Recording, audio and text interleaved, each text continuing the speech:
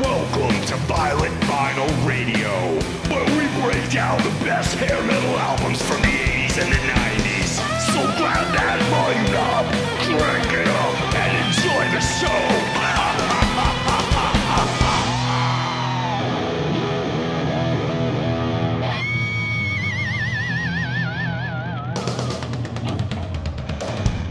Showtime. Welcome to Violent Vinyl Radio. I'm your host, Dez. Tonight, I am joined by my two co-hosts. First up, the podcaster, holding all the aces, Dangerous Dave. Hey, everybody. How you doing? And last but not least, the podcaster who likes the electronic beat on the dark side, Lisa. Hey, guys. Thanks for having me back. Oh, yeah, as much as you can take. We got shows on top of shows lined up for you. The mission of this show is for us to introduce each other and you, the listeners, to albums and bands which you may never have heard before, while also discussing the classics. And on occasion, we will ruthlessly insult each other's musical taste, though I doubt that's going to happen this week. So sit back and enjoy the show. All right, I would like to welcome our new listeners in the lovely country of Ireland, known for their bratwurst and lovely beers. Oh, well, lovely beers, yeah. I'm No bratwurst? excited to hear that because my family and my friends are in Ireland, so I'm hoping that was because of me. So There were some other new countries, but the app that I follow all our stats on is not working properly, and I couldn't see the other ones. So hopefully they'll get that squared away, and I can shout out everybody else. So tonight we will be discussing the self-titled debut album by Faster Pussycat, produced by Rick Brody, released on July 7th, 1987 on the Elektra Records label. The album peaked at the number 97 spot on the US Billboard 200. This is another album I was really surprised to see broke the top 100 on the Billboard 200, but they did. The band's lineup was as follows: the great Tammy Down on lead vocals, the great Greg Steele on guitar and backing vocals, the unbelievably sexy Brent Muscat on guitar and backing vocals, the fairly plain Eric Stacey on bass guitar and backing vocals, and I've got to say, this right here was the surprise on the menu for me, because I've never listened to this album to break it down for a podcast. Holy shit, Mark Michaels on drums and backing vocals. We're going to get into it. We're going to get into Mark Michaels and his beat selections and his fill selections. Hell yeah. Let's do some band facts. I've got a couple. Number one, the band appeared on the cover of Screamer magazine's debut issue on November 1987. And two, the name of the band is derived from the 1965 Russ Meyer film, Faster Pussycat, Kill Kill. Good movie. Check it out. Dave, what do you got on Faster Pussycat? All right, I got a couple things.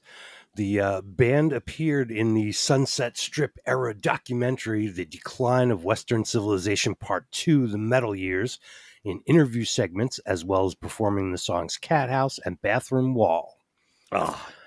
While on tour supporting their second album, original drummer Mark Michaels was arrested for attempting to mail heroin to his hotel room. That's so cool. This album was released 2 weeks before their pals Guns N' Roses unleashed their monster classic album, Appetite for Destruction. Couple more. In a metalsludge.tv article, Rewind with Tammy Down, June 12th, 2003, we learned that at the time, Tammy was the Monday night DJ at the Viper Room in Hollywood, where the house band was Metal Shop, now known as Steel Panther, and guest stars like Steven Tyler and Meatloaf would stop by and guest with the band. Also, Tammy shares a birthday with Jerry Lee Lewis, which is September 29th. Nice. Mine is actually September 9th. So there we go. We're both Virgos. And I'm the 27th. I'm a Libra. Oh, He just might barely. be a Libra too. Oh, that's right. You're probably right. I'm probably all alone on Virgo Island. Keep going. And last one here. Former Faster Pussycat guitarist Greg Steele was interviewed in 2021 for the Laughing Monkey Music Podcast. He commented on this album, it's like punk metal. My amp blew up the last day we were recording. Sonically, I can't listen to it. It's like a demo, but I like a lot of the songs on it. Oh, he's out of his fucking mind. I actually saw that interview. He's out of his fucking mind. There's no way this album sounds like a demo. This album sounds great. And I was really surprised at how good it sounded, to be honest with you, in my opinion. Lisa, what do you got on Faster Pussycat? Oh, I have a lot on Faster Pussycat, but the most confusing thing for me was how often they changed members and how hard it was to pinpoint who was in the lineup at any given time along the timeline. That was extremely confusing for me. Tammy, obviously being the main person who's kind of been there always, if you consider his version of Faster Pussycat to be the version, right? A couple things that I found really interesting was that Kelly Nichols obviously was in Faster Pussycat originally, and right before they started recording the first album, he got into a motorcycle accident. And what strikes me about this is that he was sort of removed from the band because of that accident, but he went on to LA Guns, where he wrote Ballad of Jane and lots of their other hits. So would we have had that version of LA Guns if he hadn't left Faster Pussycat, although for a tragic reason? I'll bet at the time he was like, oh my God, we're about to record an album and I don't get to play now. But really what happened was it was kind of a blessing because he went to LA Guns, which is one of my favorite bands from that era. So Yeah, which band was bigger, do you think? Oh, that is a hard thing to say. I think in my head, LA Guns was bigger because of how much I love them. But honestly, if you look at the airplay and things like that, Faster Pussycat may have gotten more backing, I think. So Yeah, I think Yeah. Faster Pussycat was the more recognizable band from that era out of the two. I think they were both very close, though, kind of like a AAA baseball team, like not Yeah. quite the big leagues, but pretty big. Yeah. Well, let's talk a little bit more about Tammy. So obviously, Tammy was the first introduction I had to Faster Pussycat when he was on Headbangers Ball with Ricky Rackman, who at the time, I didn't know this, but they were roommates and business partners in the Cat House Club in Los Angeles, which put them kind of at the forefront of that whole movement in Hollywood, meeting all of the other bands, having the bands play at their club, being kind of the big men in the scene. I think their connection. And then, of course, Headbangers Ball with Ricky. I mean, if your best friend and your roommate is the lead on Headbangers Ball, you're going to get some play, right? Hell So that was absolutely huge. Yeah. I think that connection really put a lot more backing behind Faster Pussycat. If you compare that with Vane from last week, where they got from Island Records, they got nothing. And then Tammy being the center of the music scene and working at one of the most important stores on Melrose Avenue, Retail Slut, right? Obviously. So let's talk about Retail Slut. So Tammy obviously worked at Retail Slut, which was the big kind of rock clothing store on Melrose Avenue in Hollywood. Talking about hats, so he sold hats, right? So he has a very famous hat that you can't see a picture of Tammy without him wearing this very particular hat. I don't know what to call that style of hat. Is it the policeman hat? What is that? Hell yeah, it's a policeman hat. Yeah. Is that what it is? Well, it's kind of a Nazi hat, but It is a Well- Nazi we'll hat. call it a police hat. Yeah, it doesn't look like that to me when he wears it, but it's very noticeable. You recognize him immediately. If he isn't wearing the hat, you almost don't see him as much, right? But a more important hat story is that when he was working at Retail Slut, he sold Slash his hat, but there's a funny story behind that. When they were kind of trading members between each other, basically they answered an ad in a Hollywood paper that said loud glam guitar player available. When they answered the ad, they were looking for a guitarist. It was Slash, right? So cool. So they auditioned him and they were like, oh, Tammy said, I don't like this guy's look. Right? Right. He doesn't fit with our band, which to us is now crazy, knowing what Slash has become. Lisa, isn't there almost an identical story that Slash tried out for Poison and got the exact same answer? I've read that too. Yeah. Okay. I've read that too, which again is crazy to me. And all of Right. those bands were kind of trading members at the time, right? So Right. the funny part is that Tammy sold Slash the hat. However, if you look up some stories about Slash's hat, Slash tells the story that he stole the hat from Retail Slut. He names the store and stole the belt, the belt with the conchs on it, from the store next door. But Tammy swears that Slash bought the hat from him on his recommendation. So who knows? A lot of hat action between these bands here. That's funny. Yeah, So, a lot of stories have got like, did Nikki Sixx really go into the store with an empty guitar? I don't know. I don't know. I like to think he did. So it looks like Kelly Nichols picked the wrong side because, as you know, there's been two LA Guns for quite some time. He chose Team Steve Riley from Revere Beach, I might say, and he died shortly after. Now he is look on the outside looking into the better version of LA Guns. So I feel bad. Always been a huge Kelly Nichols fan.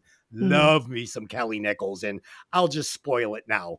He's replacing the bass player at the end of this podcast.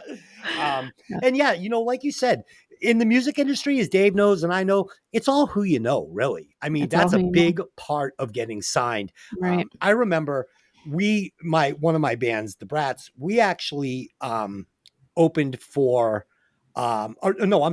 we headlined at the Rat, and Godsmack opened for us, and this was the night that who's the drummer that signed them from Extreme? Paul Geary. So Paul Geary was coming that night to see him. Everybody knew it. It was the big thing. And we were headlining. So of course, you know, being like any local band, we're like, yeah, wait till he gets a load of us. Godsmack is history, right? So Godsmack, the club is fucking packed. Rats like sold out, and they play their fucking set. And what happens? As soon as they get off stage, everybody leaves, and fucking that drummer guy is gone, and nobody ever saw us play. Wow. Yeah, so there you go. Wait till they see us play. How many times you said that, Dave? Wait till they see us. Yeah, plenty of times. Never saw us. Okay, so let's continue on. Sorry. My interest in Tammy goes a little bit further than Faster Pussycat. So when Faster Pussycat had a temporary breakup in 1993, Tammy had a new band called the Newly Deads. Now, the Newly Deads is an industrial band, which is much more my style than the glam music is. And he had a new club called the Pretty Ugly Club. And he did a lot of work with a band called Pigface, which is a band I really love. But the connection here, and this is goes along with who you know, right? Pigface is known for doing collaborations with lots of other types of artists. So you want to talk about one of my all-time favorites, Apoc Tigma Berserk, Trent Reznor, Moby, Gravity Kills, KMFDM, Skinny Puppy, Ministry, Cure, Euromancer. They were all there at the club with him. And just, I think that whole, just who you know, like really comes out with that. Yeah. He was also for a while a promoter and a DJ, which I find really interesting. He kind of stepped away from music for a while. Yeah. And then when Faster Pussycat reunited in 2006, that was when there was that whole fight between Brent's version of Faster Pussycat with the other original members and Tammy's version, and a lot of really mean words passed around between the two of them, right? Tammy calling Brent's version a tribute band, which I think is like a huge insult, and Brent calling Tammy's version too industrial, like an industrial remake of what Faster Pussycat usually was. So eventually Brent kind of just stepped back and gave up his claim to the name. And honestly, they came back together in 2013 and played all together with the original lineup. So I guess it couldn't have been that bad. Yeah. That's great. In my opinion, the band with the original singer is always the one you want to see. Yeah. The other one is a tribute band. Tammy was right. Yeah. And he's been sober since 2017. And has a super cool girlfriend named Kim Birch, who is, I don't know her personally, but I do know some people who know her, and she is absolutely awesome. So. Yeah, unfortunately, he smokes a carton of cigarettes an hour. So it's yeah, a problem. Yeah. For a singer, that's a strange habit to have, though, isn't it? It is. So, it is.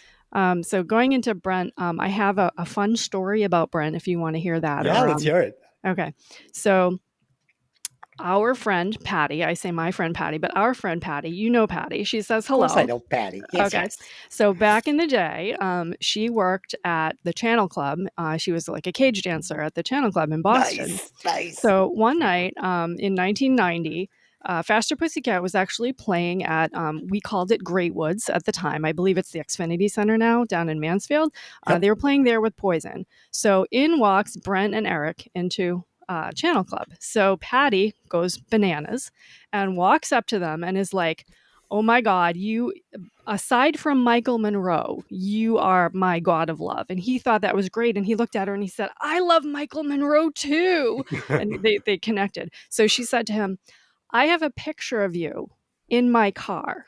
And if you don't believe me, I want you to come outside and show." So she brings him outside. She had a little black Fiero. And in her car, on the back of her seat, she had a picture of Michael Monroe on the back of the driver's seat and a picture of Brent Muscat on the passenger seat. And he didn't believe her. And she was a little tipsy and she couldn't find her car. So they walked around the parking lot for a while. She finally did find it. And he was absolutely floored that she had his face on the back of her seat.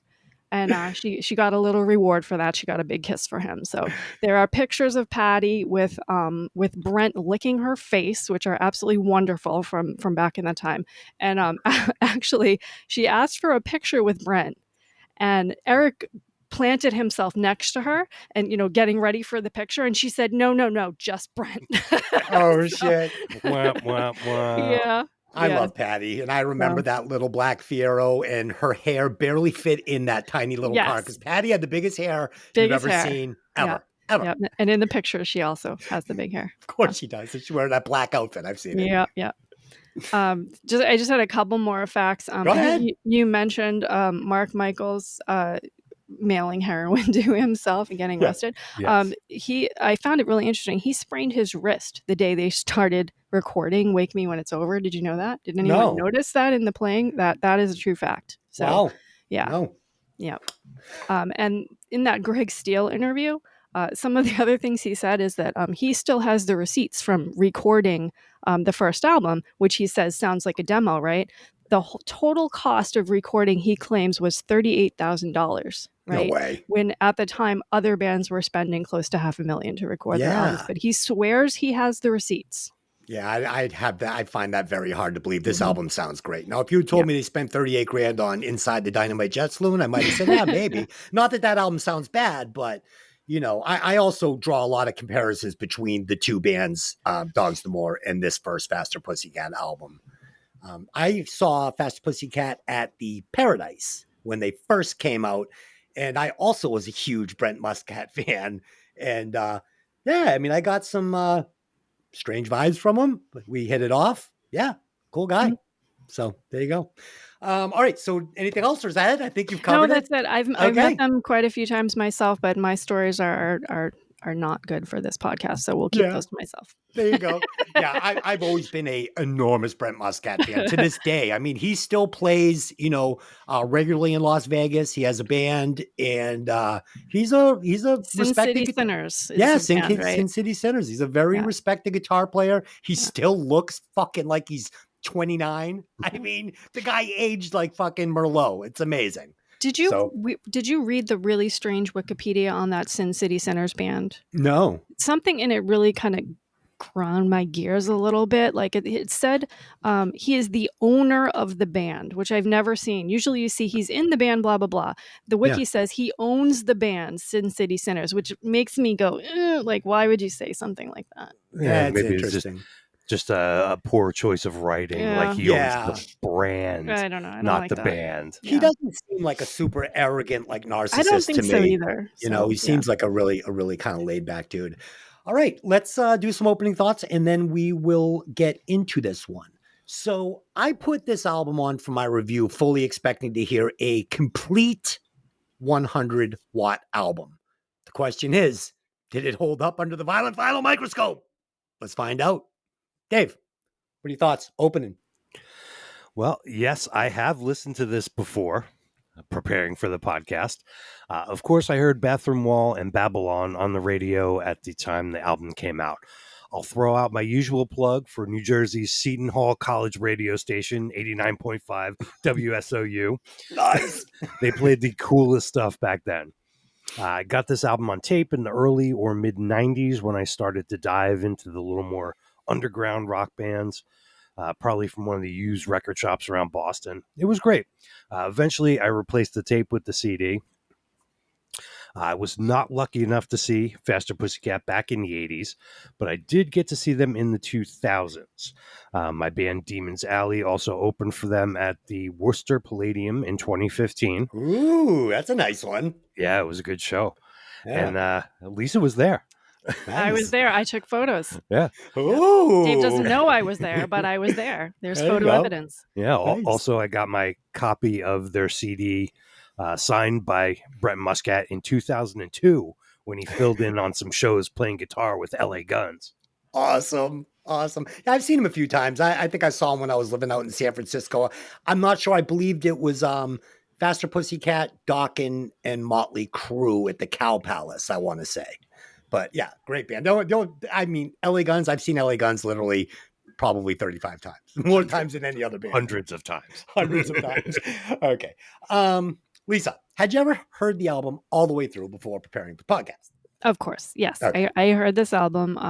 Honestly, my first exposure to this band was on Headbangers Ball. I did not have the album before that, so the first thing I saw of them was a video. I believe it was Bathroom Wall. I had the cassette.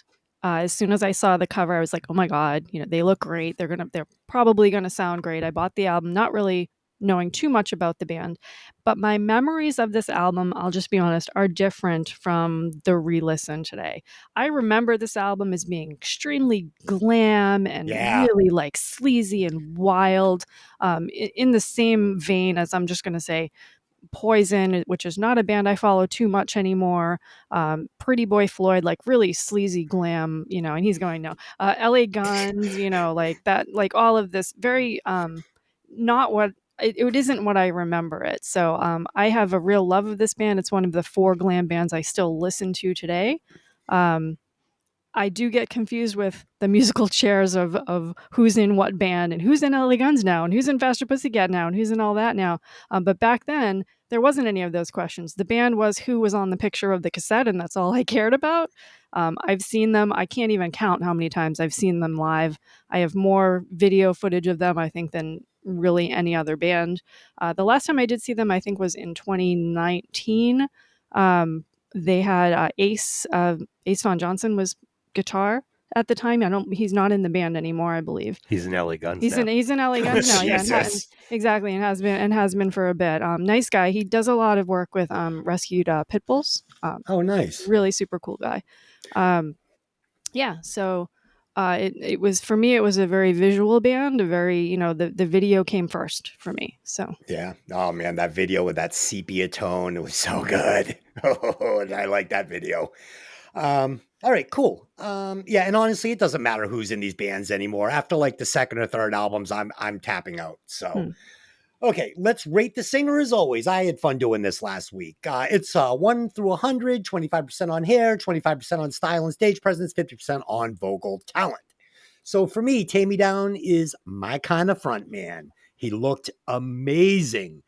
He had the onstage moves and the style, and of course delivered really great lyrics.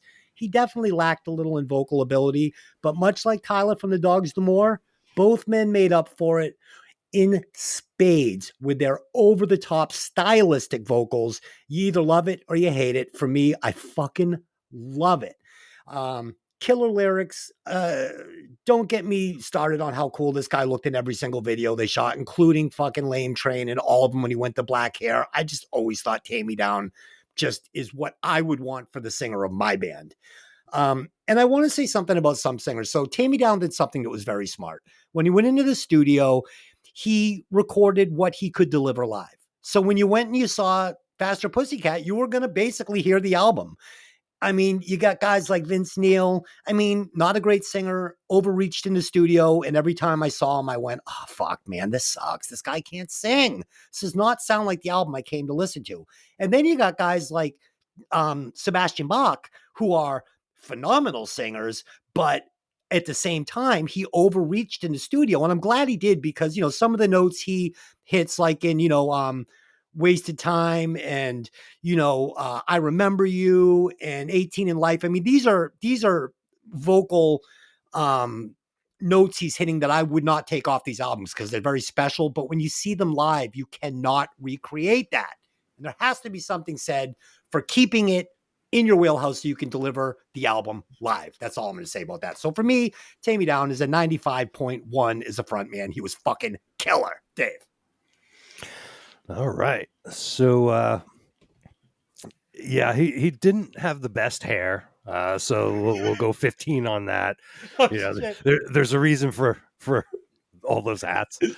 I'll also go about 15 on style and stage presence. He is cool. On stage smoking back in the day, the police hat, the Steven Tyler scarves, you can't go wrong. However, he was not known for being a mover or crazy acrobatics or anything. He kind of just stuck in the middle of the stage and hung on the mic stand and did his thing. Probably from all that smoking. Yeah. But I did hear that he quit a couple of years ago, so he's off of everything now, from what I understand. Good for him. Is now doing great. So I definitely go along with what you said about him sticking to what he can do. He is, he'd probably be the first guy to tell you, he does his thing, but he's no Pavarotti. So we're gonna go 32 on vocal for a total of let's see, 62. Yeah, I mean, dude, he's one of those guys though, man. Like, talk about like making the most of what you got. Like, oh yeah. man, it's fucking. I think these vocals are amazing on this album. I really do, in an unamazing kind of way. Lisa, what do you got? Why did every frontman back in the day need to bleach their hair blonde? That's my first question. I loved his hair. He had big, huge blonde hair. It was great. But had he kept it black, or I think he had dark natural hair, I think I would have liked it more. He left his eyebrows dark, which drove me bananas, and I don't even know why. It. Oh, I liked it. No. However, the black hair he has today is like literal perfection. If he had that hair, big, huge back in the day, it would have been absolute perfect. Now, I do like his stage presence. I know that he's not one to like really dance around the stage or anything like that, but I do think when you're watching the band, you are very much focused on him. He definitely owns the stage. He's definitely a front man. The hat we already talked about. You can't really recognize him without the hat, even through today. He was pretty. The whole band was pretty back then. But I do like the newer industrial look of him better now. Obviously, the vocals for me are absolutely wonderful. I put him in the same category as Davy Bain and Perry Farrell and, maybe even the singer of Pretty Boy Floyd. I don't think you like them. No. I do like them. Steve Summers can't sing. Oh, see, I like that. Steve Sex Summers, by the way. Goodness. Dude, Steve Summers. But don't forget the middle name. He looked, dyed hair and looks in red leather outfits, but his vocals were atrocious. But it's that particular unique vocal style that I like. I find it weird when I read who his influences were for his vocals, one being Steven Tyler, which we'll talk about later when we get into the songs. I didn't hear a lot of that in his voice. I feel like his voice was very unique and very him. And he's almost somebody who would be someone else's go-to for, this is who my influence is. Like he is a unique individual. So so my total score for him is 85. I love it. Lisa, I hated him when he had the big hair, even back in the day. I loved because it. I would see him pictures with him with the police hat on, that blonde hair all straight, and just, like you said, hanging on the mic with the cigarette hanging out of his fingers, the skinny black leather pants with the fucking black cowboy boots and the leather jacket. That's my favorite Take Me Down. I don't like him with the sparkly scarves and the big hair. Just like I don't like Axl Rose in Welcome to the Jungle. Once they got rid of the Aquanet and just said, buddy, put on a bandana and rock it, I was like, fuck yeah, there it is. I like the big hair, but I like that they can do something else too. Yes. And I would also like to just say about Pretty Boy Floyd, I'm not going to lie and say when they came out, I didn't run out, buy the album, listen to every song, love it, think they were the coolest looking band ever, because I did. Okay. But, let's call a spade a spade. Okay. Lisa, will you please add up those scores and tell us where he falls on our front man leaderboard? Oh gosh, Tammy. Your total score on the Violent Vinyl Frontman leaderboard is 80.70, which puts Tammy at number 1 ahead of Thank number God. 2, Davy Vane. Thank God he beat out Davy Vane because this is better. I mean, Davy's got him beat with the voice, but I mean, come on. Okay. Okay, so that's it. It's time for our track breakdown. And I'm so excited to do this today because I really enjoyed listening to this and I really enjoyed writing my thoughts down about it. So the first song is Do Not Change That Song. This is one of the tracks on the album that got a killer music video. And this video in particular was actually shot and directed by the legendary Russ Meyer. I couldn't believe it. The guy who wrote and directed the 1956 Faster Pussycat Kill Kill. I can't believe they got him to shoot this video. So I went back and I watched it. Dude, it's such a cute video, isn't it? Brent Muscat smiling and oh God, I fucking love this video. I love this video. As for the song, it's loaded with hooks, great vocals, great lyrics, and this perfect combination of Greg Steele's aggressive rock blues style of playing and Brent Muscat's more refined classic blues style of playing. I can tell these two guys apart like so easily when I'm listening to this album. They both have a very, very distinct style, and it's a blues style. One is definitely more aggressive. One is definitely more laid back. Brent being the later, and oh God, I love the way it sounds. But the big surprise for me, like I alluded to early, were the drums. I fucking love Mark Michael's beats and Phil's selection. It gives this album like an almost live sound. I'm never bored. Oh God, he's on top of this beat. He's keeping these songs moving. I fucking love the production on these drums. It's a killer track. Dave, what do you think? Yeah, wow, lots of chorus on that opening guitar. Simple but cool music track. Good Johnny Thunder style guitar solo. Lyrics are great. I think this is where the songs especially excel. The opening line of the album is, "Before I turn on my lover, gotta turn on my stereo." Love it. That's killer. Killer. Definite influence of Aerosmith's Big 10-inch on the Entendre lyrics. Actually, that song was a cover originally released in 1952. Videos were made for several of the songs from this album, including this one. Like you said, it was directed by famed exploitation director Russ Meyer. I checked that out. I wasn't sure that was for real when I read that, but it says so on imdb.com, so we'll go with that. Yeah, I'm buying it. The video also uses clips from the old Faster Pussycat Kill Kill film, and the video aired on MTV's Headbangers Ball on August 15th, 1987, hosted by King Diamond. So cool. I love it. Lisa, what do you got on this tune?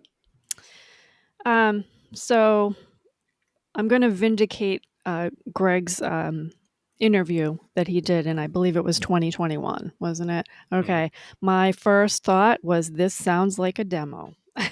No, really? Even I had not seen that interview yet, and that was my first note. I'm like, oh, this sounds like a demo. Now, in my head, in my memories, I never thought that back in the day. But listening now, I definitely did. But the more I listened to it, it was more like it's just not overproduced. It's just real, raw rock and roll where you hear the actual instruments and not a bunch of production over it, which is not a bad thing, right? It's not what I was expecting. And the producer of this album, I believe, also did 86's Poison's Look What the Cat Dragged In. Dude, it's so funny you said that. I was just going to say, I would bet that this album cost exactly the same as that first Poison album. Yeah. And you just said that. It's crazy. Yeah, same producer. And that album was so much more produced than this was. So that's quite the contrast. Of course, I love the vocals. You guys probably could have guessed that before. This is much more rock and roll than I remember. It's a lot less glam. It's more like bluesy, almost like 70s rock, which is not, again, in my memories. I didn't remember it like that. The bass and the drums finally stood out. Huge contrast to last week's Vein. That was such an excitement, right? The lyrics are, cool.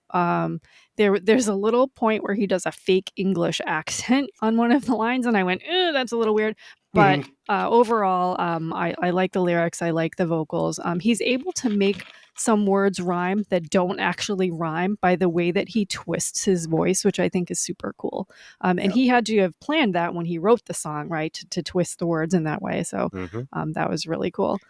There's some gang vocals on this, which is kind of catchy. That's like a catchy chorus. And it's a fade out song at the end, which I think I've said before I don't really like. And we're unfortunately going to hear a lot of that on this album. So, yeah. Yeah, I'm not a big fade out fan either, but I was fine with it. But at least I heard this album exactly like you did. I remembered it being a little bit more 80s hair metal. And when I put it on, I went, this kind of reminded me a little bit of the Dogs the More. This is more of like stripped down rock album. All right, track 2, Bathroom Wall. First off, I have to mention this drum intro because it's iconic. And everybody I knew in the day, including myself, drummer or not, had taken the time to learn this intro. So when you walked into the jam room at Charlestown Studios, you're like, hey, mind if I sit behind your kid? Do, da, do, da. You're a drummer? No, I just know this intro. So great intro. Now, I love the song, but this is by far... No, not by far, but one of my least favorite songs on the album. And that should give you an idea of how much I love this album because I fucking love this song. But with that being said, video, killer. As for the songwriter, Tie Me Down has never had a problem painting a picture with his lyrics. You know, he spins tales, he tells stories, he never has a lack of words. He just knows what he wants to say. And that's on full display here. You sit back and listen to these songs, you know what he's talking about. Band also has a really, really good feel for arranging songs. And in particularly, the bridge sets up the chorus perfectly in this song. And they do this in different spots throughout the album with different, like setting up solos. Oh man, they knew how to do it. I just love this track. Dave. Yeah, I just played this song last night at band practice. Nice. This one is fun. Much better straight tone on the guitars here. The two guitarists do a nice job trading off parts and complementing each other's playing. How did the phone number named in this song, 281-7668, not become as famous as Jenny's 867-5309? Right? A little Googling reveals the LA area code 818 was created in 1984. And today, that phone number is owned by a Mr. Edwin Castro. Be sure to call the phone number and ask for Tammy. Mr. Castro will surely be endlessly entertained. That's funny. Dave, I was just looking at, remember when we were trying to do a sound check and I'm like, I don't see Lisa. Where is she? You guys are on the same track. Lisa, what'd you think of this fucking song? Well, this obviously was the first song I ever heard by them with the video. Now, we haven't talked about the video yet, but how cool of a video was this? It had that like weird kind of scratchy, you called it sepia. It's almost like half black and white, half color, kind of switches back and forth. Super cool with groupies walking into the practice room and lots of scarves and cowboy boots and hair and bullet belts. Remember bullet belts? Oh, yeah. Mirrored sunglasses. I still wear a bullet belt to this day. So, nice. Yeah. Yeah, so but it is more rock and roll again and less glam that I even remember this song. I don't know how that happened, but I do love the drum. I do love the drum opening. I was a drummer in high school at the time in the school band, and I played this. And I played this opening. Nerd. I love it. No, I was a huge nerd. Yes, I was in the school band. I like that it features bass. The bass in the beginning, you can hear it kind of set out from the music. We didn't get any of that at all in vain. So no. The rhythm section kind of drives this song all the way through, which I liked.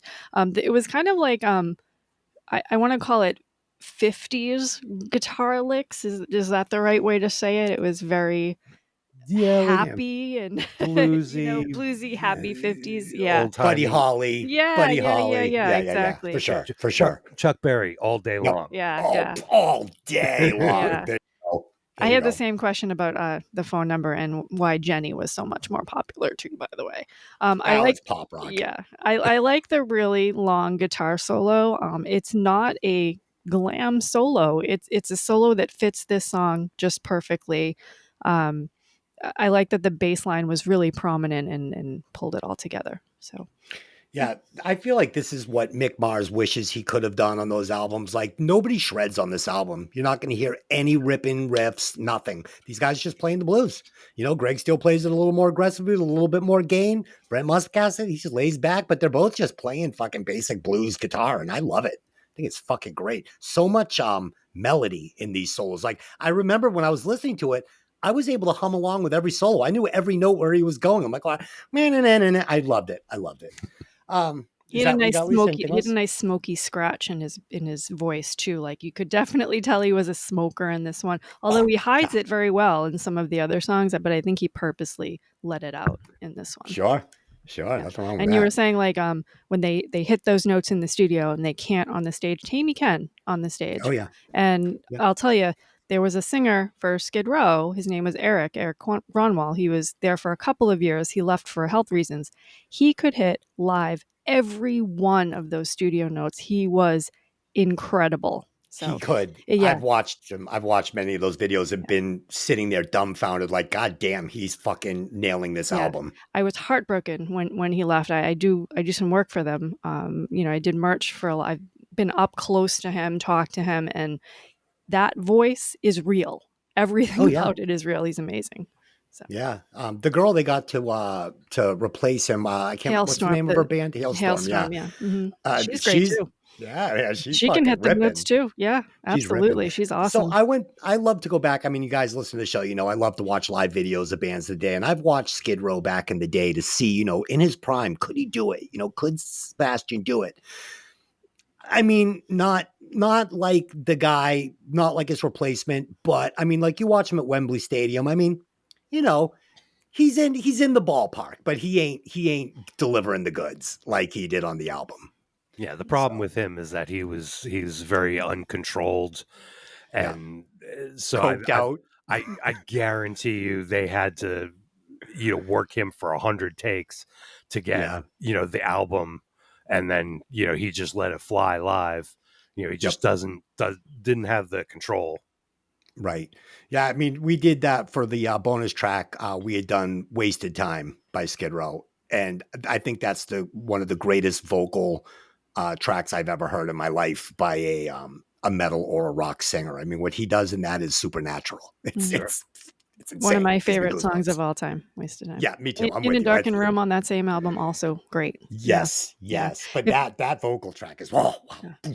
Someday we need to tell some Sebastian stories if we do an old Skid Row album. So I have lots of those. I have put the album flip. I have given you the microphone because I know you had a story you wanted to tell that you didn't get to. So I'm curious to know what that is. Track number 3, No Room for Emotion. This opening guitar riff has such an amazing classic feel to me. And unlike last week with Vane, Tame Me Down really switches up the subject matter on this album from song to song. And I love that. The stories he's spinning here on this one in particular, totally my jam. Like, this is the kind of lyrics I love on an album. And songs like this are what set this album apart from other bands of the era that just wanted to talk about girls. See what I did there?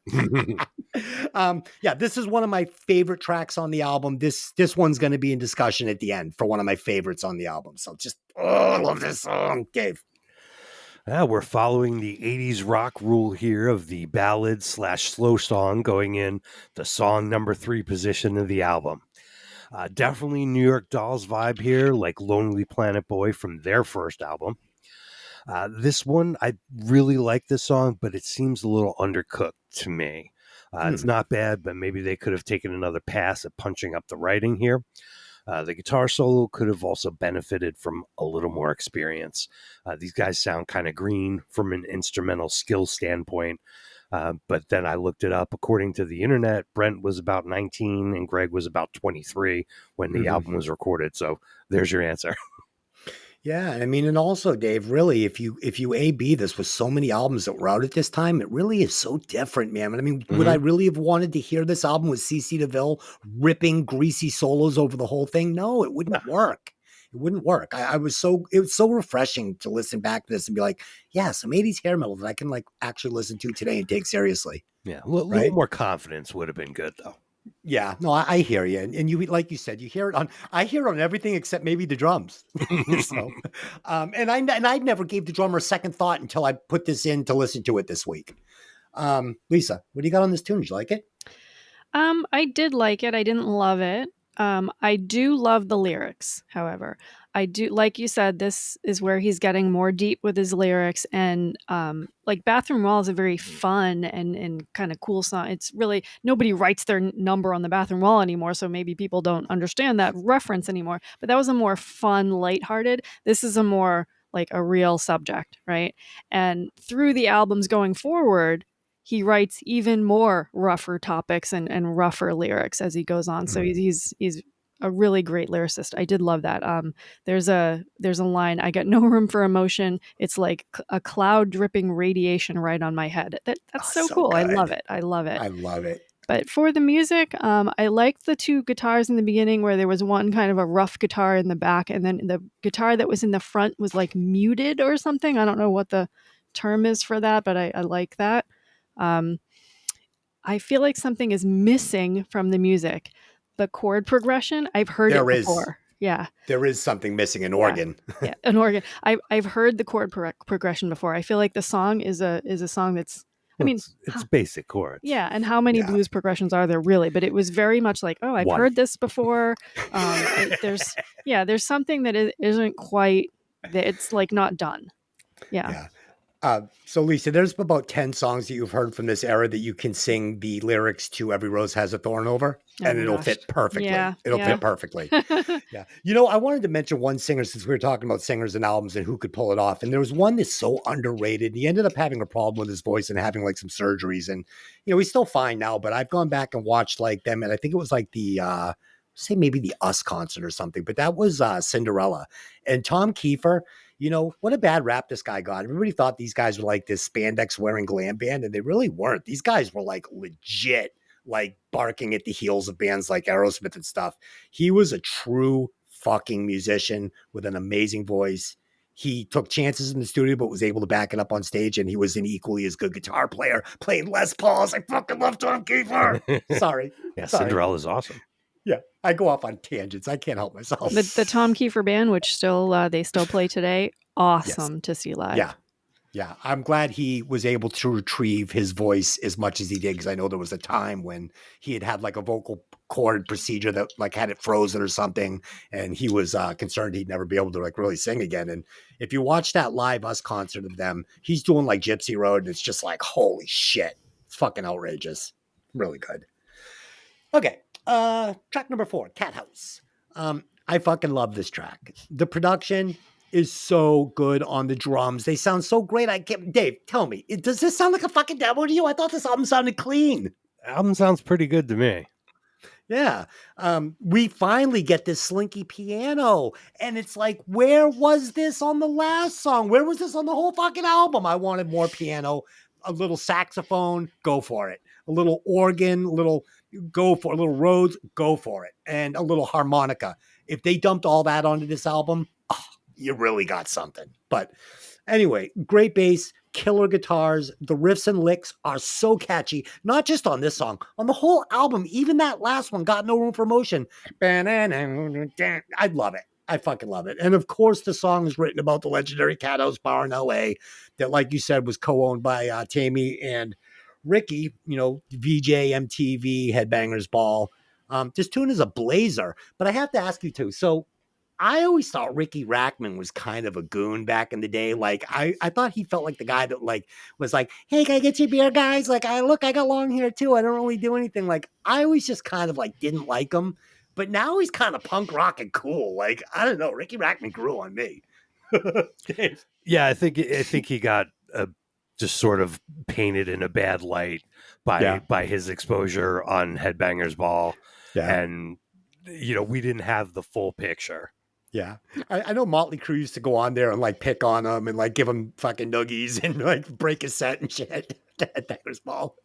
I think that's why I thought he was goofy, because I'm like, Motley Crue picks on him. Can't be that cool. All Go right. ahead. Talk about the tune. So yeah, Cat House. All right, we're back on track. This one was written solo by Tammy. Nice addition of some 50s rock honky tonk piano. Lyrics are great again. Pay attention or you will miss some fun stuff. We also get that Tammy Down scream in the middle, which is a lot like Steven Tyler's, but it's cool. Yeah, for sure. Lisa, do you like this one? I love this song. I absolutely Okay. love this song. The guitar opening is absolutely perfect. I said that I was a drummer in the school band a minute ago, but my main instrument is piano. So I played piano from when I was very, very little. So hearing it in glam rock was like the best thing ever because there was not a lot of piano in glam rock in general, right? Yep. If you weren't Bon Jovi, Bon Jovi. was really it. And Europe eventually came in with some too. But ouch. yeah, but that was really it. Like there wasn't a lot of piano. So I was really excited and it fit perfectly into the song too. It wasn't just like randomly thrown in there. It was like a main part of the song. I love that. I love the vocals. He's almost like screeching like a cat, like he could meow or scratch something. Hell yeah. Yeah, it was really nice. The lyrics are, is he talking about a brothel or is he talking about the club or is it both? Like that's why it was fun, right? Dun, dun, dun. It's Yeah, fun. it's fun. And It's fun. they played this song on Decline of Western Civilization, obviously, which may have been one of the first places that I heard it before I heard the album. And it doesn't hurt that they say my name in the lyrics. Gotta love Yeah. that. My name never got used in lyrics. I don't know. Everybody hated that name except for by Polly Shore and the famous Lisa Lisa. You can't forget that, right? Perfect. Yeah. I feel like back in the day, this song stood out to me more because I think the three songs I played over and over again were Bathroom Wall, Cat House, and Babylon. In this re-listen, it doesn't stand out as much to me. I still love it. And the guitar solo is really nice and interesting. I like the vocal. There's like a vocal breakdown after the solo, which is like really cool. He kind of twists around some of the lyrics. Again, a faded ending. But here's the thing. This is one of the few times where the faded ending, I actually don't mind it because I don't think I could find a blast ending for this song at all. I think the fade out actually works. All right, I just took a fast acting edible, so let's see where this goes. So, Lisa, what were the three songs that you just highlighted again? Just say it one more time. Bathroom Wall, Cat Yep. House, and Babylon. Okay, so right off the bat, we're talking about track 5, Babylon. So right off the bat, this was giving me like cool sort of Beastie Boys vibes. Mm-hmm. And I never thought about the Beastie Boys thing until I listened to it for this. I'm like, all right, it's pretty cool. And even though it's one of my least favorite songs on the album, again, I still love it. So we got Don't Change That Song, Bathroom Wall, and Babylon. They're considered the three big on this album, the three big ones. But for me, they are my three least favorites on the album. And again, that's what should tell you how much I love this album because I love all three of these songs. With that being said, I do love the tracks. And yeah, I'm not going to tip my hat, but we're going to get a big score here. Dave, go ahead. Yeah, this song features record scratching by one-time club DJ and later host of MTV's Headbangers Ball, Ricky Rackman. No, come on, Yes, is that real? That is real. That's what I Yes. heard, is that he did the scratching on here. Like we talked about, he's great friends, still is, with Tammy. Together in the previous year, 1986, they opened the infamous Cat House Club, which regretfully closed in 1993. But the nightclub lives on via branded merch and Ricky's Cat House Hollywood podcast. You can check that out at cathousehollywood.com. This can maybe be considered, along with I'm the Man by Anthrax, also released in 1987, as one of the first rap metal songs, along with the Beastie Boys, whose first album came out in late 1986. So my question is, can we blame Tammy Down for Limp Bizkit? I'm just asking. There is a connection between Tammy Down and Limp Bizkit. I'll just say that. If you want that story, I can give that to you. Go ahead. So, what do you got? So yeah, it's a funny song. However, I'll let you tell your story first. Go ahead. Tell your story. So, Tammy had another club after the Cat House. I believe it was called the Pretty Ugly Club.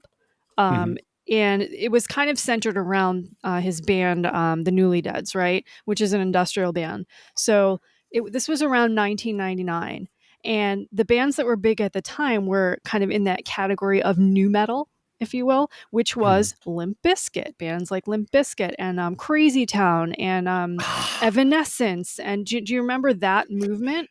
So, Dude, Crazy Town and fucking Yeah. Limp Bizkit were two guilty pleasures of mine. Right? I burnt both of those albums out. Yeah. And there's a ton of bands in that kind of nu metal category. Now there is a nu metal category that is around shit. today that has maybe like Paleface Swiss or some of the more hardcore bands in it. But at the time, what was playing at his club was those nu metal bands. And I wonder if there isn't a connection there, and he may have caused that mess for us. No, it wasn't a mess. That was fun. What about the track? So let me just get back to Babylon before we get to the rest of this. It is a funny song. However, the guitar solo is suspiciously better in this track.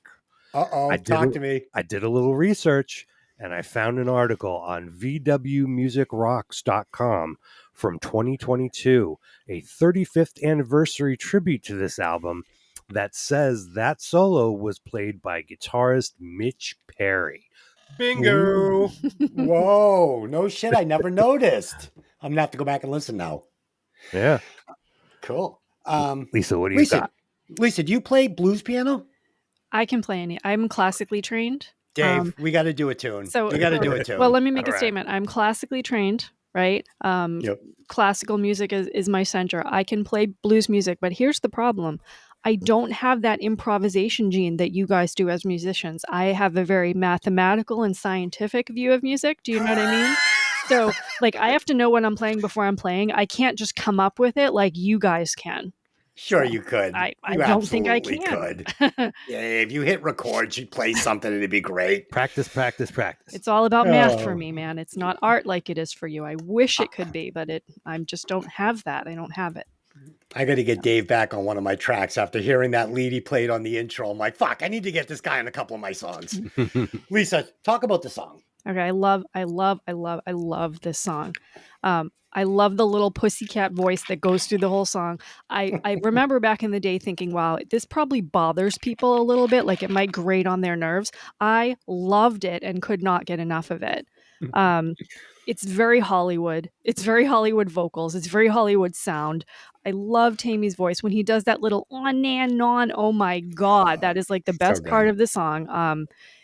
I think a lot of people were annoyed by this song, and I could not get enough of it. I did notice the guitar solo, although I didn't know why. I just said, wow, this guitar solo is great. I want, was this Brent? Like, who was it? Oh, this is fantastic. But you've got like underneath that, you've got the kind of bluesy bass line, but it's like, it's a fun song. It's, a glam rap. Can you have a glam rap song? I don't know. Fuck yeah, you can. Yeah, right? We just heard it. Yeah. And I used to blast this song, driving through the high school parking lot. I wanted to tell all the popular girls to shut up and all of that.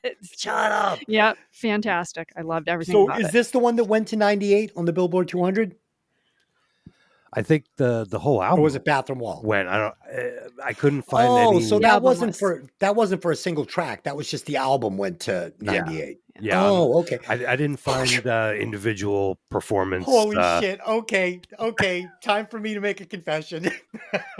So I always thought that when I said that at the beginning of the show, that it meant one of the songs off the album went in that point on the Billboard 200. So I kept looking for the song and I could never find it. Now I know why, because I'm fucking retarded. Billboard had lots of charts, though. Maybe one of these was on the song charts. I didn't even check that. I just didn't realize it was for a body of work. I always thought it was for the single off the album that went the highest. I believe it's the album overall. Okay. Good to know. Okay, so that's it. That ends side A. And I had nothing interesting happened. I was knocked unconscious today sparring at karate. I took a knee to the eye socket. Thankfully, I was wearing my headgear. Yes, and I went down and laid there for a few moments and watched some birds spin around, but I'm fine. So that happened to me this week. Lisa, you said you had some stories to tell, or at least a story to tell. I am very curious of what this is. All right, I'll tell a story. So I was nervous during the last podcast. It's my first podcast appearance ever. So Okay. there was a couple times where I just kind of fumbled and didn't tell a story that I had to tell. So when we were talking about Vane, we were saying that Davey Vane was the original producer on Death Angel's first album. Right. Yes. So I have a semi-glam related discussion for Death Angel. Now, Death Angel is a band that's close to a friend of mine. I've met them a few times. I've spent literally hours talking to the drummer, Will, Nice. sitting at bars or in the bus or whatever. I had a really interesting experience the last time that we saw them live. I think it was at the Worcester Palladium. I can't remember if it was the Worcester show or the Portsmouth show, but we were down in the photo pit and we were watching Death Angel play, and the audience was going crazy, and there was a pit and there were people being like thrown over, to where the security. It was insane, and everybody had Death Angel shirts on. Now, they were the opener. They weren't even the headliner in the show. I believe it was Sepultura, and I can't remember who the third band was, maybe Testament. Nice. But they were the opener. They weren't the headliner, but everybody in the place had a Death Angel shirt on. They were going nuts. Okay, so Death Angel finishes. My friend goes outside to smoke. I don't smoke, so I'm like, what am I going to do? Okay, I'm going to go and I'm going to walk up to the bar and just hang out because I don't want to stand in the photo pit, for the whole time. So I walk up to the bar and I do a little people watching. Nice. And I'm standing there, and up walks Will. And he stands, not too close to me. He was kind of not really within my view. And I was like, oh, there's Will. And I'm watching all these people, and they all have Death Angel shirts on. And not a single person recognized him. Oh, poor guy. Everyone walked by, and he was perfectly happy with this. He was thrilled. He was standing there at the bar having a drink. He was having a great time. No one noticed him. So I walk up to him and I'm like, hey, Will, what's up? He's like, hey. I'm like, yeah, we brought you food. It's going to be great. We'll see you in the bus after. And we stood there and we talked for a while. And the whole time we were there, must have been 20, 30 minutes, not one person walked up to him and asked for a photo or an autograph or nothing. And I was horrified by this. So That in my sucks. head, if this were a glam act from the 80s and pick a drummer, right? I don't know, Skid Row, This guy. Tico, right? Bon Jovi's drummer, whoever. Right. If they walked up to the bar in a crowd of people wearing their shirts, they would have been recognized.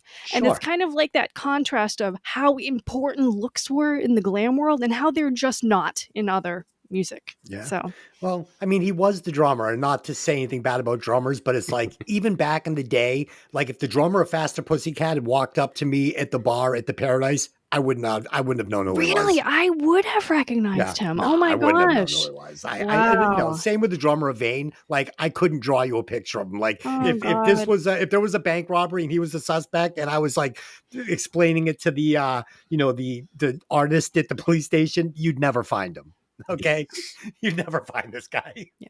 Well, bottom line, Will is a super cool guy and a great drummer, and he went through a lot during COVID in Italy, getting COVID, and there's a whole story behind that. If anyone wants to go and research it, his recovery story is incredible, and he's just an awesome human being. Awesome. Well, shout out to him. There you go. Okay, Dave, is there anything you'd like to discuss? No. Okay, always an open book. Like, yes. Okay. Man of mystery. Sounds good. I'm sure I'll do something stupid soon, so don't worry, people. Track number 6, Smash Alley. This opening bass riff, we all know this one. Come on, just a fucking great bass riff, right? I've heard it a million times, a million different ways in Jane's Addiction. It's awesome. Dirty, cool. You couple that with the banging drum intro, you're cooking with fire. This opening for me, love it. Tammy's vocals are not for everybody, but they are 100% for me. And he's bringing it dirty on this track. I love the way he sings on this one.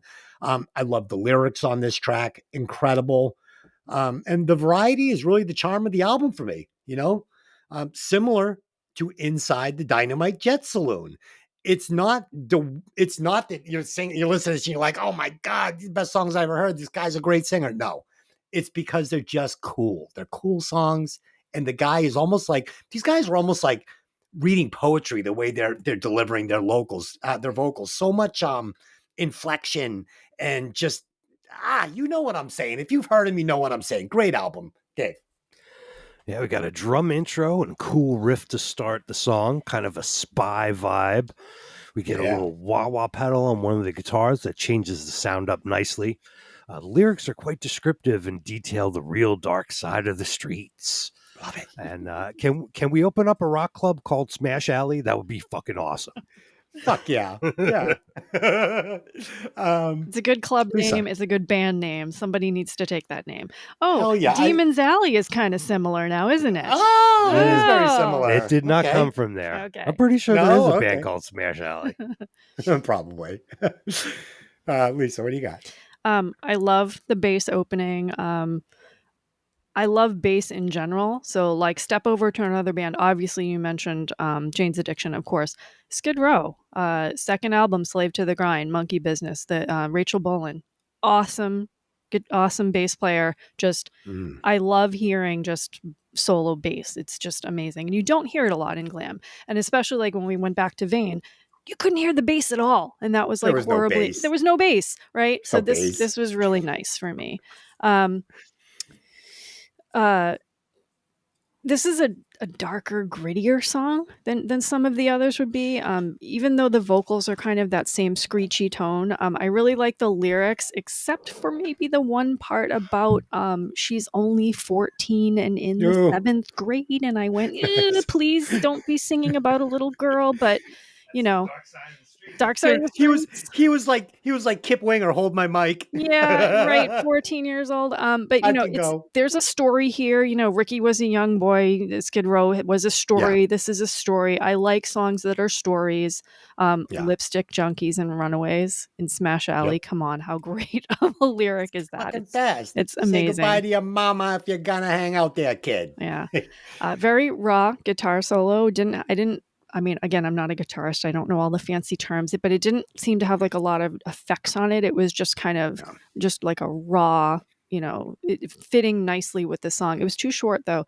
The solo was too short and the song itself was too short. I wanted more of this song. I agree. You know, that again though, it's so funny because when I put this album on, just like you, I was sure I was going to hear like, you know, the album I remembered. And I think that's because back in the day, I was probably like you, more listening to those big 3 tracks and the ones, you know, the more glam, you know, period appropriate songs. And I used to think I was above that, and I used to think I was the deep track person, but on this album, it's not true. I was not, and I was listening to the hits, and that was it. So. Yeah. But as a older guy going back and listening to it, you know, my tastes in music have changed. Obviously, you know, I love the Rolling Stones. I love, which is why Hanoi Rocks, I love that so much because, you know, as you know, that's like real rock and roll. So when I listened to it this time, it was almost like listening to a different album because I was like more attracted to these songs that I wasn't listening to a lot in the day. And there you go. So Tale of Two Cities, this album. Lisa, you're just an arm tonight. What is that? A snake tattooed around your arm? This is Medusa. Oh, is it Medusa? I'll come into the picture and show you here. That's funny. I just see your arm coming in and out of the picture. I'm like, was that a snake like going around your wrist? Oh, that's awesome. Yeah, her tail goes all the way down to my hand. So, yeah. Nice. That's a lot of commitment there. Okay. Track number 7, Shooting You Down. Okay. So this one has always been one of my favorite Faster Pussycat songs. The chorus is so much fun to sing with a friend. And in fact, Delyn and I were singing it Sunday morning over coffee. I'm going, standing on the edge, going, shooting you down, tracking you down. Oh my God, we were having so much fun with it. I remember driving my buddy Johnny Rosano, shout out to my boy, his 79 white turbo Trans Am back in the day. We got this fucking cassette and we're singing this song at the top of our lungs, drinking and driving like idiots down to Rhode Island to get tattoos. It's a great memory, but we got 2 super shitty tattoos. So here's the story. So it's actually 3 of us. It was me, Johnny, and my buddy Vinny. We all got the same tattoo. It was this fucking skull wearing this cool hat, smoking a cigarette, right? Oh, no. So my buddy Vinny gets the first one. And the guy who's doing it looked like he was like a heroin addict drunk, right? So my buddy gets the first one, comes out great. But the guy is fading. Like, I don't know if he had just shot heroin like 2 minutes when we walked into the shop or what. But first one, he's good to go. And then he starts doing my buddy Johnny's, and my buddy Johnny starts throwing up in the barrel every time he touches with a needle. So Johnny has about half of this tattoo to this day, right? Like half the tattoo outlined. Like it's the guy's never like, finished it. oh, never got another tattoo. And the thing is, yeah, it's like half a tattoo. Wow. And then by the time I got there, this guy was drooling. I got the worst tattoo. Like this thing looks like a 5-year-old did it with a crayon, right? Like this is horrific. So I got home and I was like, what the fuck? So I called the shop and I'm like, I complained to you fucking guy, if I give me a shitty tattoo. So they're like, come back down. We'll give you another one for free. So I went and got 2 more of the worst tattoos ever for free from this guy. Yes, I got a cross of the skull on my forearm, and I got this like wispy ghost guy on the other side. They're all gone now. They've all been covered up long ago. Covered up. You don't see them anymore. They're under really sharp looking tattoos now. But yeah, so that was my story. If you ever get a bad tattoo, don't get the guy's another all one. fucked up, yeah. If he's like, listen, I can't offer you your money back, but if you want to come back tomorrow and give me another one just as bad. No. Okay. I have a lot of tattoos. I don't think I have a single shitty tattoo though. So. Well, it was funny. So I haven't got a tattoo since probably maybe early 2000s, like 2001, maybe at the best, maybe even in the late 90s.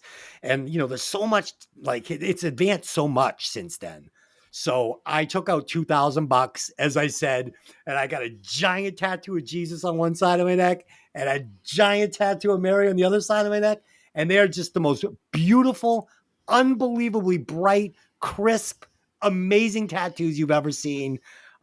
Shout out to Dana at Pleasure and Pain Tattoos. This guy is fucking amazing. He won best color at the Boston Tattoo Convention. So this guy's awesome. And I was very lucky to have him do these tattoos for me. And I love them. And they make all my other tattoos look better. Well, my most recent tattoo was a couple months ago, and it was a crow tattoo from the movie. So I got Eric Draven on my leg. So it's on your leg. So you don't see it. I'll send you a picture. Right. Cool. Okay, I have completely derailed us. Where are we, Dave? You're going to talk about a song, right? Dark Side of the Streets. Wait. Okay. Shit. Yeah, we're on Shooting You Down. I'll talk about that.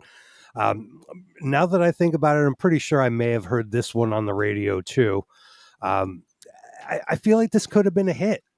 Maybe with some, if they did a little more extra, production polish or something like that.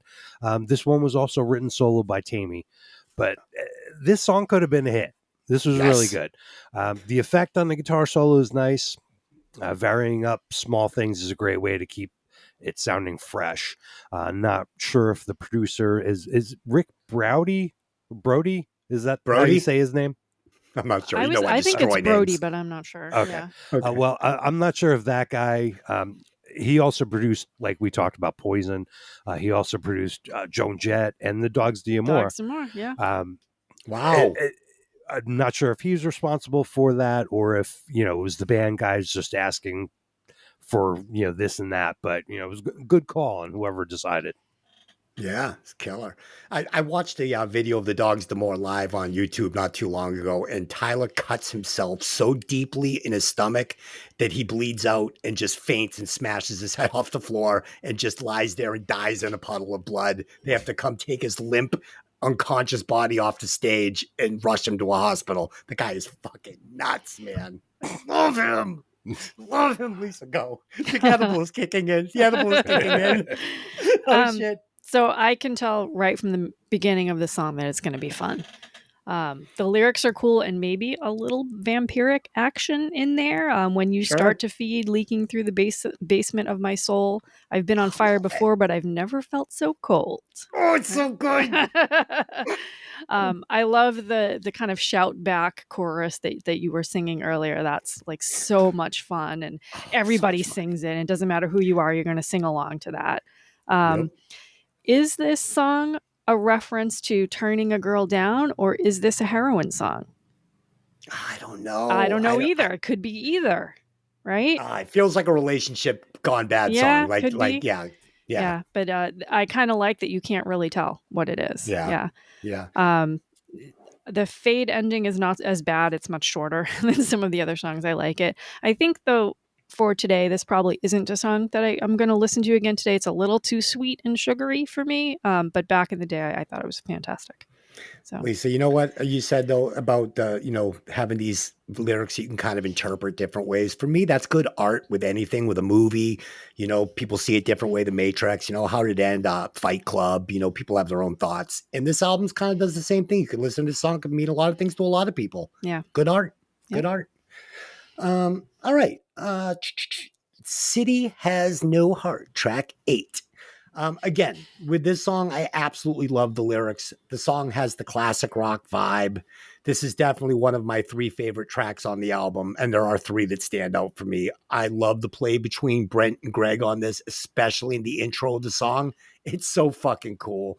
And this is that spot, Dave, I was talking about earlier. The vocal lead up into the guitar solo is absolute fucking fire on this one.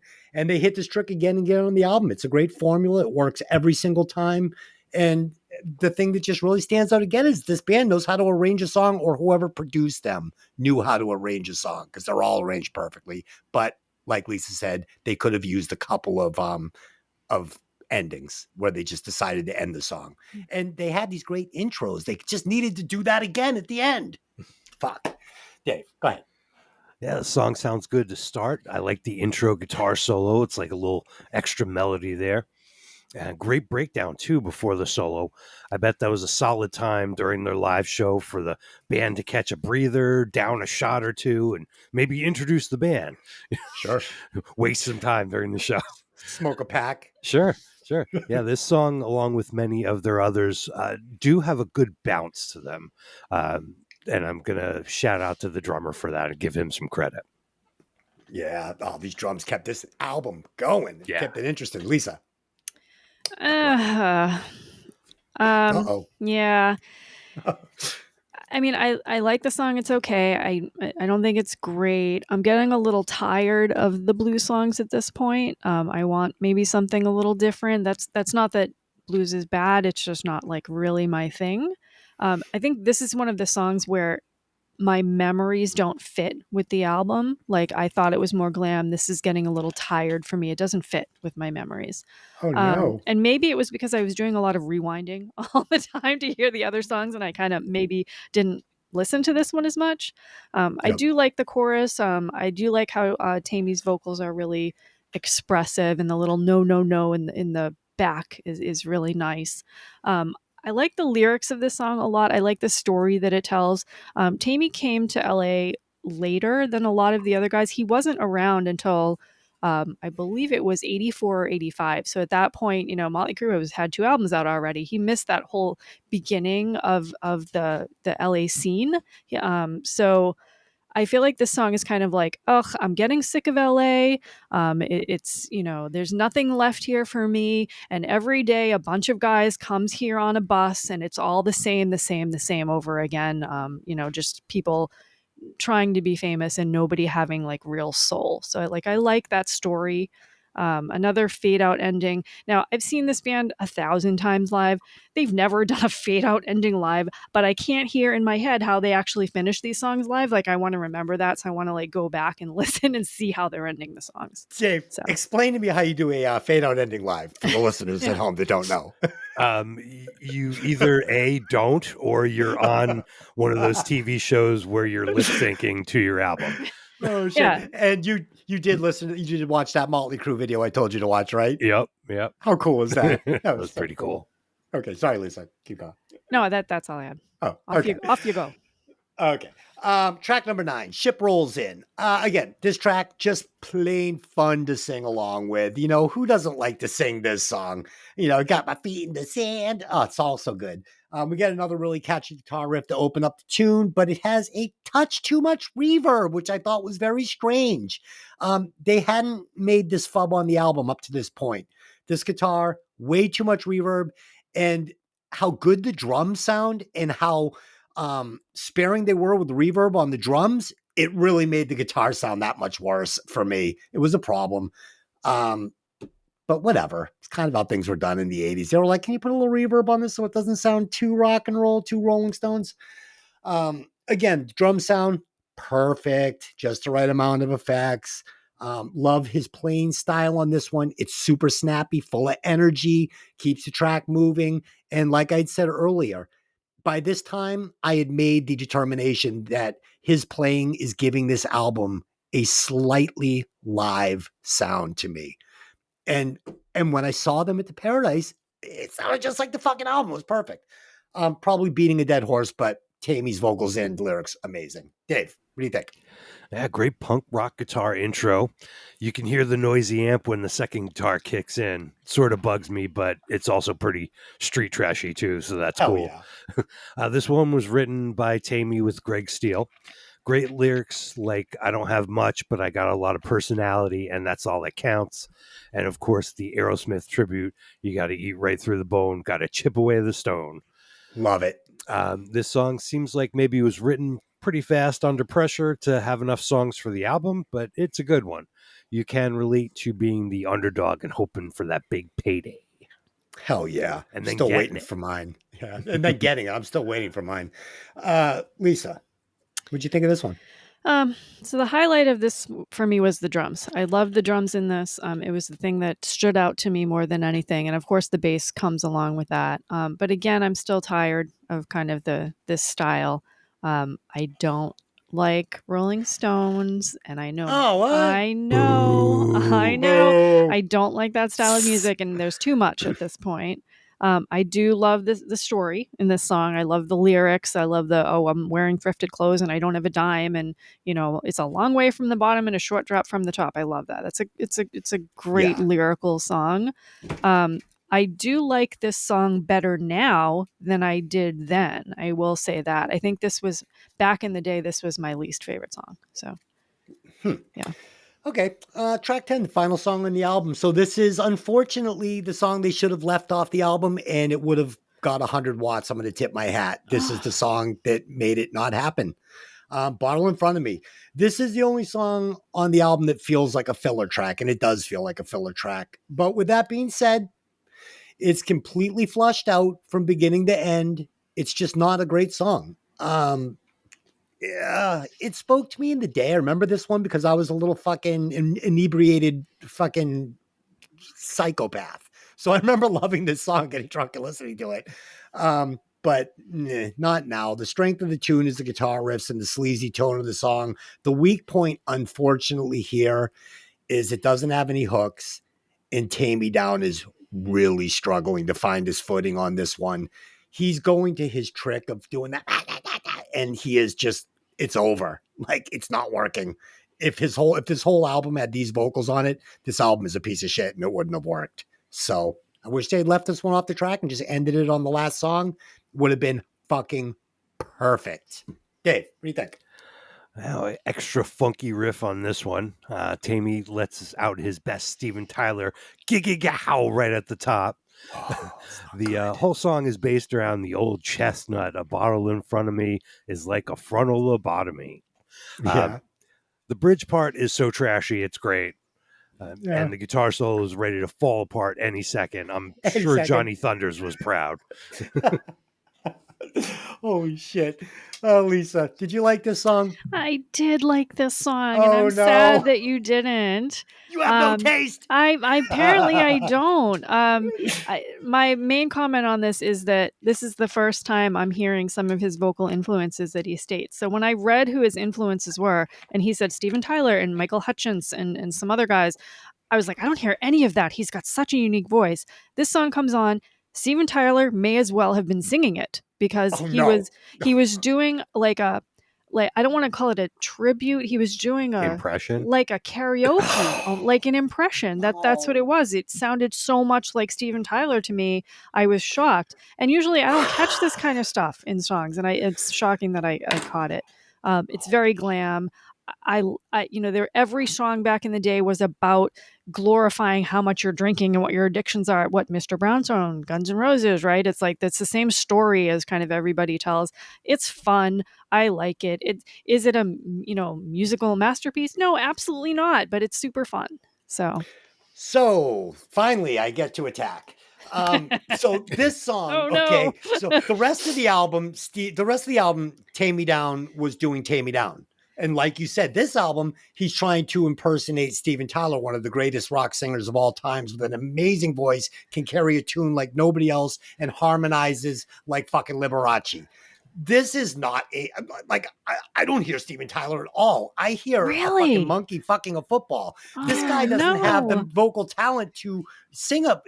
Tie Me Down couldn't sing a Aerosmith song at karaoke because he can barely sing. So no, I'm not hearing Steven Tyler Oh. here. It let me down. I wish Tammy had just kept doing Tammy, because when he does, I'm in love. I am in love. And then when he tries to imitate his heroes who are actual amazing vocalists, it just becomes so obvious that he's not a good singer. So stay in your lane, buddy. Stay in your fucking lane. Okay. Whew, that felt good. All right, so that's Ouch, it. We ouch. broke down the album. I think we did a fucking great job. Right now, I am rating this podcast 100 watts because I think we have stumbled upon some magic here. Just my opinion.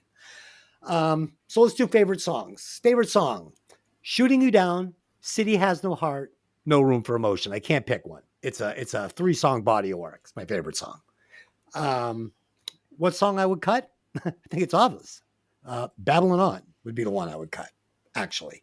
Even though I said the last one was the worst, I think "Babylon On" for me is the one, because I just really don't like the fucking all the scratching, and it's just not even a rock song. So for me, it's got to go.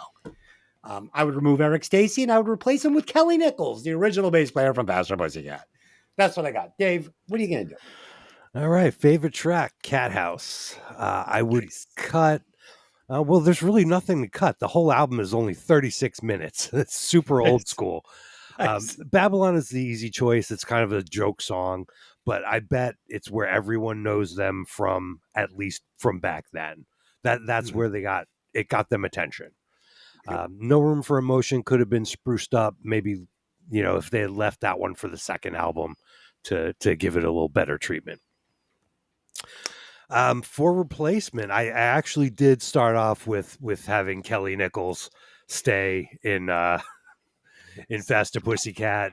If he could have been in both bands, that would have been awesome. Sure. But also, maybe they could have had Mitch Perry play some more guitar on the album. That could have, nothing against those guys, and I'm sure, they're much better now. Like I said, that one song where they just kind of sounded unconfident, could have just been punched up in a little bit. And of course, as usual, I could nominate myself, but I don't want to look desperate. Do it. It's okay. It's okay. Resumes at the beginning of the show. Go check it out if you need a great guitar player. Lisa, break it down. What do you got? So you're going to laugh. My favorite track is Babylon. Oh shit. We both Yep. shook And handed. I was torn between Babylon and Bathroom Wall. Great songs, both. I think really that the reason that I like Babylon so much is because at the time I was stepping much deeper into industrial and techno and all of that kind of music. And it isn't totally that music, but it's more in that direction. And I think that's why. And I still love this song today. The song I would cut, that this was harder. I do think everything kind of fits, but Ship Rolls In is the song I'm going to cut from the album. Not because it's like horrible, but maybe there was just too many songs like that. Yeah. So Got to cut one. yeah. Okay. And members? Oh gosh. So I'm again torn between two. Either Eric for their current bass player, Danny Nordahl, from the Throbs, right? And Nice. if anyone hasn't seen the video of Danny, you can go onto YouTube and look for this, of Danny falling during a show hard. Like he goes down hard and cuts his head open and they carry him off the stage. If you haven't seen that, go look for that on YouTube. It's horrible. It's horrifying. He was a poor mess. dude. Yeah. I did spend a lot of time with him in 2019 when they played here. He's super cool guy, super funny. Just laughed like the whole time. Rock trooper. Yeah. So my other replacement that was going to happen was Greg Steele for Joe Dog from Dogs D'Amour. No, So- I had that one on my. Did Except you? I was gonna. Well, Yeah. I was gonna go Brent Muscat because he was more that Muscat style. But oh, dude, I love him, Joe Yeah. Dog. Okay, nice one. Nicely done. Nicely done. Okay, so that's it. Let's do some final thoughts. We'll score it and we will bank it. And we do need to do that Throbs album 100%. Absolutely. Now that we can shield it from Fee. So this is way more than some power chord hair metal album, which is kind of what I thought it was getting into. It's way deeper with a true classic rock and roll sound, which I really appreciate. I didn't know I was going to get it when I listened to this album for this podcast, and it really resonated with me now, which is impressive. I love the album from track 1 to track 9. I'm still fine. Bottle in front of me. It's fine. Whatever. I love it as much as the first time I heard it. This album is pushing 96.9 watts for me. And if Tammy Down was a little better of a vocalist and you cut Bottle in Front of Me off, it's a 100-watt album for me all day. And for me, a 100-watt album is an album that I can put on and listen to all the way through without fast forwarding through one song. And that is almost this album. So yeah, 96.9. Dave, what do you got? Well, plug time. Faster Pussycat is still out there doing it and has a website. Tammy is the only remaining original member. They also currently feature Chad Stewart on drums, who's played for a million bands. And as we spoke about, Danny Nordell from the Throbs on bass. Check them out at fasterpussycat.com. These guys were a great gutter sleaze rock band. You can readily hear their influences, including Aerosmith and the New York Dolls. And that's just fine with me. While their biggest hit, House of Pain, was still in their future, this was their best album. This is an 80s glam rock classic. Not for everybody, but that's okay. I give it a 90. Nice. I went a little high, but I'm a Faster Pussycat whore, so whatever. Lisa, what do you got? One more plug for Danny and Danny Nordell and Chad have another band named Motochrist. If you haven't heard them, please look them up. Their biggest album, I think, was called Corvette Summer. Great band. So if you haven't heard that, look that up. Starring Mark Hamill. Yeah. So this album was a strange listen for me because in my head, it's very different than the listen that I just had. I remember it completely different. I remember it being a little more sleazy and a little more glam. However, now that I understand the total history of the musical members of this band, that just like musical chairs going through, and you've got LA Guns and you've got Guns N' Roses and you've got all the members moving around, the fact that it sounds more like LA Guns and less like, I don't know, pick a band, Poison, it makes sense to me, but I don't remember it that way. Gotcha. I took a few points off because of that memory, but I did give them the same as Dave at 90.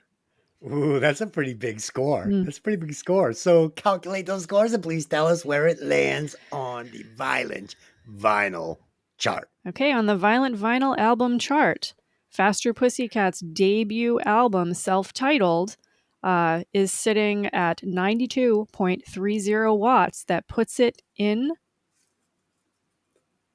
number 1. Nice. Nice. All right. So there you go. Number 1, and we got Vane in number 2. So it's a pretty small list, but as you know, these things add up quick. So keep tuning in. Okay. I think we decided that Dave picked Vane and it was going to be Lisa's pick next.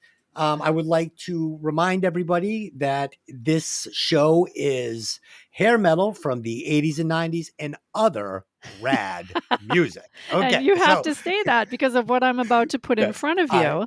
I know. So Lisa, tell us and the listeners what album we will be listening to for the next 2 weeks. We will be listening to 9 Inch Nails' Pretty Hate Machine. Oh, that's a good one. Yep. He has long hair. I mean, this is, it's not like hair metal, but I mean, it's not fucking Huey Lewis. Yep. So And I think we're in the... there is connections between particularly Tammy Down and Trent Reznor through Newly Deads. So there was a collaboration there. So yeah. That's right. Yep. 6 degrees of separation That's right. between 9 Inch Nails and fucking Faster Pussycat. Okay. Let's see that we will be back. We will on our sister podcast. Hey, did you ever see that movie? We will be back this week where we will be discussing The Goonies, and we'll be doing it with none other than Dangerous Dave. So Yay. yeah, so look forward to that. He's come over and he's decided to do some shows with us, and we love having him. He's great. Good Goonies Star never Wars. say Check die. it out. Never say die. And Lisa, Delyn and I wanted to extend the invitation to you. If you would like to come on and discuss the Goonies with us, we would love to have you. 'cause I would we have love that. It's one of my favorite movies of all time, and Delyn is one of my Awesome. favorite people of all time. If Awesome. anyone doesn't Okay. know her, she is awesome, and you should go listen to Hey, Did You Ever See That Movie with Delyn? Okay, well then you're in. I will pencil you into the script and you will join us. And now we have 3 sets of couples that do shows on Hey, Did You Ever See That Movie? Okay, so that's it. Until next time, take those albums out of the sleeve and let the music breathe. See you next time.